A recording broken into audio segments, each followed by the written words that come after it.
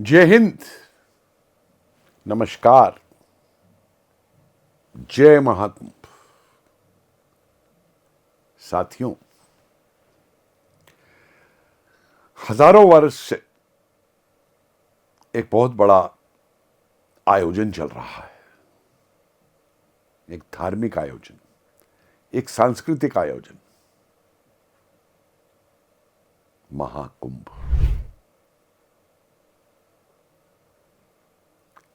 लेकिन आज तक बड़ी हैरानी होती है कि विश्व भर के जो ये मैनेजमेंट स्कूल हैं, प्रबंधन स्कूल हैं,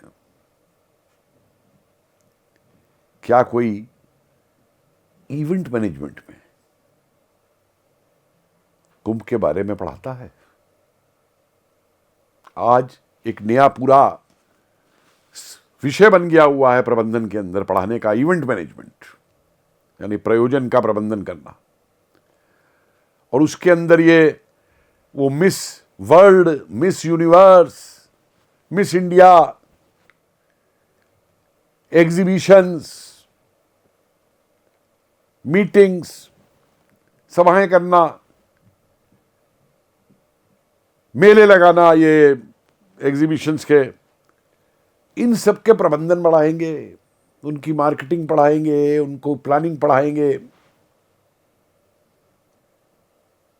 लेकिन पूरे विश्व का मुझे बताइए, दुनिया भर में एक ऐसा आयोजन, एक ऐसा इवेंट जो 10,000 एकड़ के क्षेत्र में फैला हो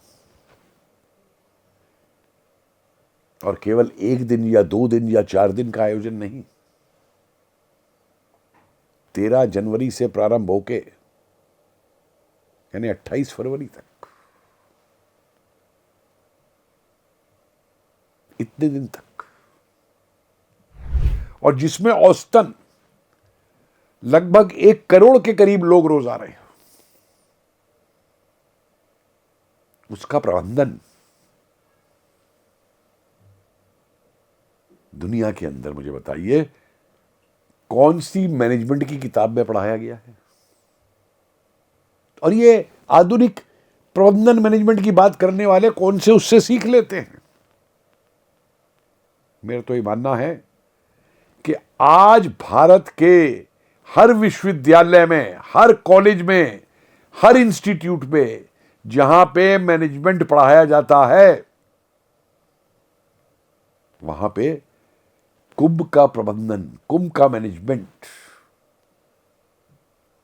इसको पढ़ाने की आवश्यकता है अगर हमें भारतीय दृष्टि से भारत के अंदर प्रबंधन करने के लिए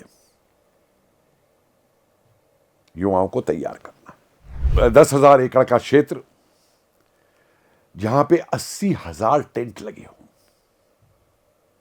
कभी सुना है दुनिया में कि एक साथ 80,000 टेंट कहीं पे लगे हुए? 12 किलोमीटर तक जिसके घाट फैले हों नदी के ऊपर, और इस पूरे क्षेत्र के अंदर जो व्यवस्थाएं की गई, चाहे वो रास्ते बनाने की व्यवस्था हो, चाहे वो बिजली देने की व्यवस्था हो, चाहे वो सुरक्षा की व्यवस्था हो, चाहे घाटों पर सुरक्षा की व्यवस्था हो, पानी में कोई ना डूबे उनकी सुरक्षा की व्यवस्था हो, आग ना लगे उसके इंतजाम की व्यवस्था हो, खाने पीने की व्यवस्था हो, पानी की व्यवस्था हो, सफाई की व्यवस्था हो, या कोई भी व्यवस्था का क्षेत्र आप उठा करके देख लें, पर्यावरण की व्यवस्था, दुनिया में एक स्थान ऐसा दिखा दीजिए जहां पे महाकुंभ जैसी व्यवस्था की जाती हो। और ये व्यवस्था कौन कर रहे हैं? यह व्यवस्था वही नौकरशाही उत्तर प्रदेश की कर रही है, योगी जी के नेतृत्व के अंदर, केंद्र के सहयोग से, जिसके ऊपर के लोग आरोप लगाते हैं कि साहब ये व्यवस्था नहीं करते, इन्हें व्यवस्था करनी नहीं आती। आप ये समझिए कि महाकुंभ ने एक चीज को साबित किया है कि 1 करोड़ लोगों के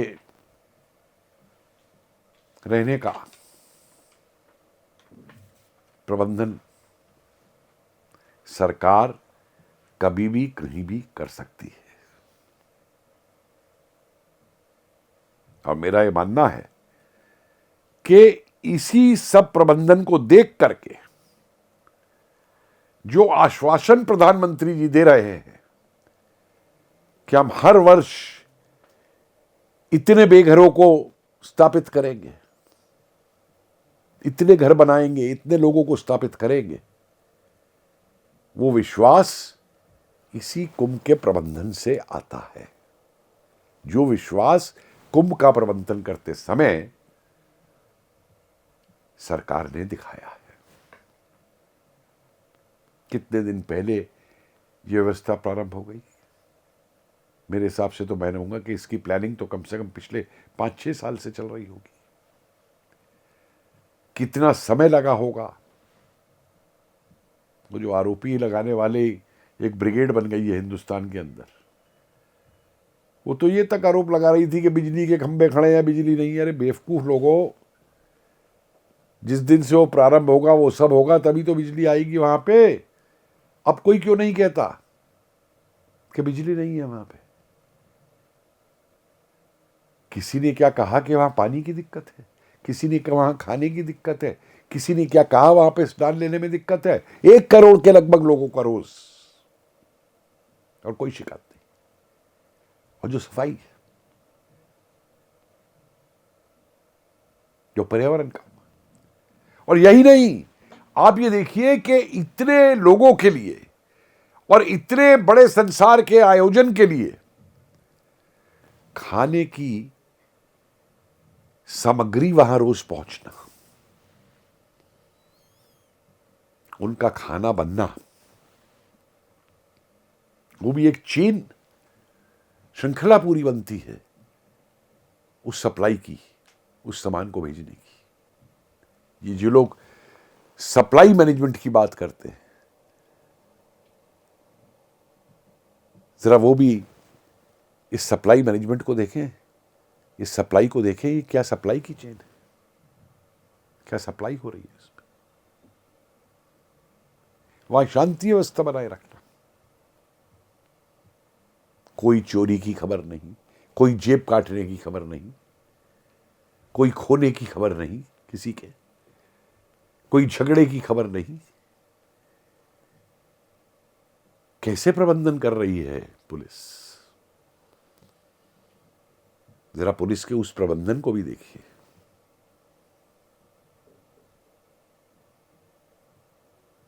किस प्रकार से अग्निशामक दमकल जो थे एकदम पहुंच गए थे जहां पे कोई आग लगी उठी, और किस प्रकार से,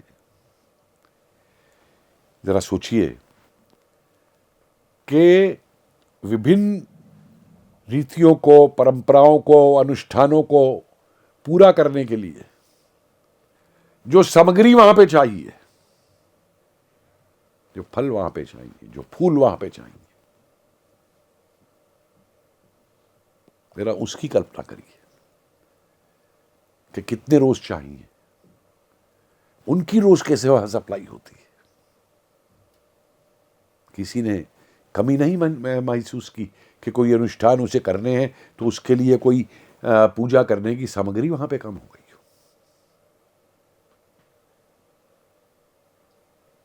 तो ये जो प्रबंधन है, क्या ये कैम्ब्रिज ऑक्सफोर्ड वाले इस प्रबंधन को समझ भी पाएंगे कि ये क्या प्रबंधन है? क्या इस प्रबंधन को ये अमेरिका के और इंग्लैंड के और ये स्कूल जो है बड़े बड़े मैनेजमेंट के, ये कभी पढ़ाएंगे उसको? आज सारी दुनिया हैरान है कि कई दुनिया के बड़े बड़े शहरों से ज्यादा बड़ा प्रबंधन यहां पे रोज हो रहा है। लोग आ रहे हैं और कोई आने की कमी नहीं। आप वहां ट्रांसपोर्ट का प्रबंधन देखिए कि लगभग 1 करोड़ लोगों के रोज आने की व्यवस्था जो है, तो उसमें किस तरीके से बस का, टैक्सी का या रेलगाड़ी का या हवाई यात्रा का जो प्रबंधन हुआ है।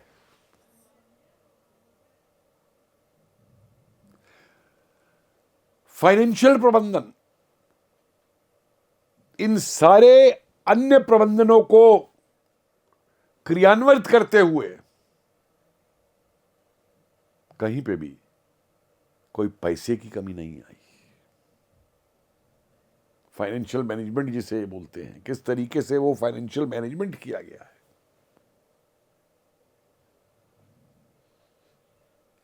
मोटिवेशन यानी प्रोत्साहित करना, किस प्रकार से पूरे देश के ही नहीं बल्कि दुनिया भर के लोगों को प्रोत्साहित किया गया है वहां आने के लिए, जिसे मार्केटिंग मैनेजमेंट कहते हैं या प्रमोशन मैनेजमेंट कहते हैं। किस तरीके से कुंभ का प्रचार सारी दुनिया में हुआ। कोई बड़ी बात, कोई वो नहीं कि इसके अंदर सोशल मीडिया ने एक बहुत बड़ी भूमिका निभाई है, लेकिन किस तरीके से ये मैनेजमेंट हुआ, किस तरीके से आज हर टीवी चैनल, भारत की ही नहीं दुनिया भर की टीवी चैनल आके वहां से रिपोर्टिंग कर रही हैं, उसका प्रबंधन, मीडिया मैनेजमेंट। तो साथियों, धार्मिक और सांस्कृतिक महत्ता तो सनातन की कुंभ की, महाकुंभ की है ही, लेकिन इस महाकुंभ की सफलता में, इसके आयोजन में जो प्रबंधन है, उस प्रबंधन को भी देखिए और उस प्रबंधन से सीखिए। और यही इस प्रबंधन को आज भारत के और नौकरशाही जो है, अगर उसको भी पढ़ाया जाए, बताया जाए कि किस किस तरीके से प्रबंधन हुआ, तो मैं समझता हूं कि हर जिले में, हर गांव में, हर तहसील में, छोटे या बड़े शहर में, मेट्रो में हमारे जो प्रबंधन हैं, जो मैनेजमेंट के तरीके हैं, उनको भी उससे बहुत लाभ पहुंचेगा और एक नया प्रबंधन इस देश से, आज इस महाकुंभ से उभर करके सारी दुनिया के सामने जाएगा। नमस्कार।